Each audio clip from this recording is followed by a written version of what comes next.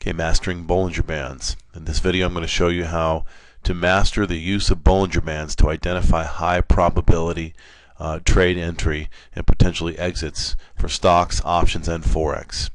If you use the techniques that I outline in this video, it will definitely enable you to find some very high probability trade entries. There's 5 main signals that we're going to cover. There's variations to the signals, and I'll cover a couple of them. But all of them are based on, and this is where a lot of people make the mistake with Bollinger Bands, but it's based on approaching price action with a look at both bands. Doesn't matter which way it's approaching. If price is approaching an upper band, you're still looking at both bands for clues as to what price is going to do next, because that's the point. We're trying to forecast price movement. So we have 5 main signals. First one is the constriction, the most I don't want to say the most important, but probably the most famous of the signals is constriction, and that is decreasing volatility. When the bands come together and are not indicating any point of coming apart, they're constricting. And you can see here that unless the average daily range reduces more than it is now, it's not going to get any more constricted. So this is the constriction, and what we're looking for here is an expansion of the upper and lower band, meaning both one is going to head up, one is going to head down, and that's going to indicate to us an expansion in volatility, and we're going to look to enter this trade either long or short, and that depends upon a couple things. So we'll cover that in just a second. Here's the bullish expansion. Okay, we can pretend that it was a constriction at an earlier point, maybe not as tight as the one we used in the last example, but here is bullish expansion. And what's going to happen here is price is going to walk along the upper band as the upper band heads up. And what's critical for bullish expansion is that the lower band is heading in the opposite direction as the upper band. This is an ideal signal right here. We begin to move out of the contraction phase, and the upper band heads up and the lower band heads down. Ideal entry for a long position. The sharper the turning of the bands, both of them, typically 99% of the time, the more volatile the move. Okay, there's a couple things that we need to look out for with the bullish or bearish expansion, but we won't cover them right now.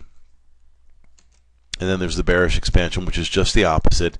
You can see on this first bar, and the bands aren't as close together as they might be in a real example. And this is actually pretty typical, but you have your bars approaching the lower band. Then the lower band begins to head what I call south, and the upper band heads north. Okay, they're opposing each other, heading in opposite directions, which is an indication of expanding volatility.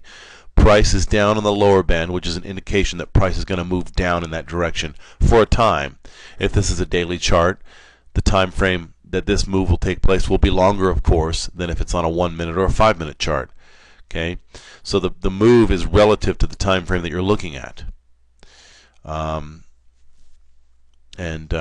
Just think about that. It's kind of a common sense. So here's a bullish move up where we have some expansion, and this is what I want to point out to you, why it's critical that you look at both bands. So we have constriction, okay, in the earlier 1 and 2 and 3 bars. Then our upper band begins to head up, but our lower band, instead of heading down and expanding, we can see that the lower band is heading up with it, now with the upper band. So the lower band is moving up with the upper band, so we don't have extreme expanding of volatility, but if you look closely, the bands are still separating, but they're not separating as extremely as they are in the other examples. And this is still a bullish move up, but again, we're looking at the bands and we're looking at their reaction to approaching price action. And in this case, as price approaches the upper band, it moves up, which is bullish, but we don't have the expansion that we like to see. So pay attention to this because it's important. It's still a bullish move up, but you can anticipate the move is not going to be as extreme or as lengthy as the other examples given. Okay, so again, we're looking at both bands to get a clue as to what price is going to do, so we can forecast movement. This is still a good entry. It's just a more short-term one. Same with the bearish move down. Again, we have price along the lower band. In the beginning, we have constricting volatility. As price moves, we do see a little bit of expansion, but the upper band is following the lower band, which tells us that volatility is not expanding like we'd like to see it. Maybe some of you would skip this move, but maybe not. It just depends. The move is probably still going to take place, but it's not going to be as big. You might consider a 1 or 2 candlestick time frame in a move like this, and that just depends. Okay, here's a typical variance. Again, we want to watch both bands and the reaction to approaching price. Both bands. So I show you this because in this example, you have this is what you're going to see a lot on a chart. You're going to see the bands more apart. You can see in the earlier stages of this development, first 4 candlesticks, we had price, the upper band moving up with price, and the lower band was kind of flat. And around the 5th or 6th candlestick, you could see that price, the lower band, began to move down. Okay, one might have found entry there, depending upon other factors, okay, overbought and oversold conditions. But one might have found entry there because we do have, although not extreme, we have bands that are pulling apart from each other. One's headed north, one's headed south. Now the upper band will be headed more north, and the lower band is headed less south or less down. So they're not parting, extremely, but they are beginning to part here in about the 6th candlestick. Now, as price moves up the upper band, the upper band starts to head up. Price begins to move up with the upper band, and then we see the lower band start to move in the same direction as price, which is just an indication that lower band following price with the upper band is going to slow the move down. Okay, so keep that in mind.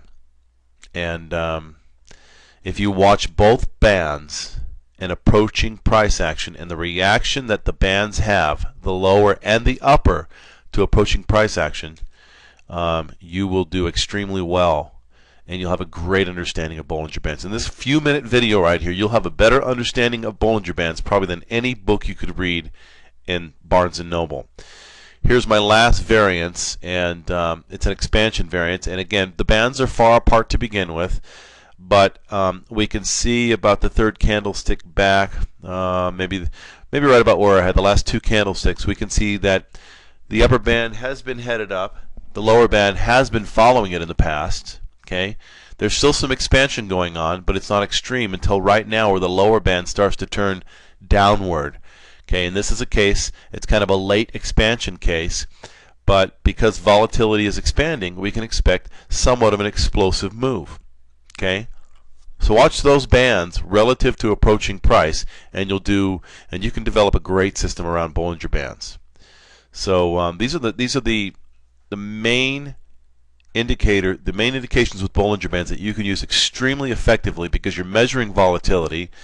And if you look at both bands relative to approaching price, you'll be much more successful with Bollinger Bands.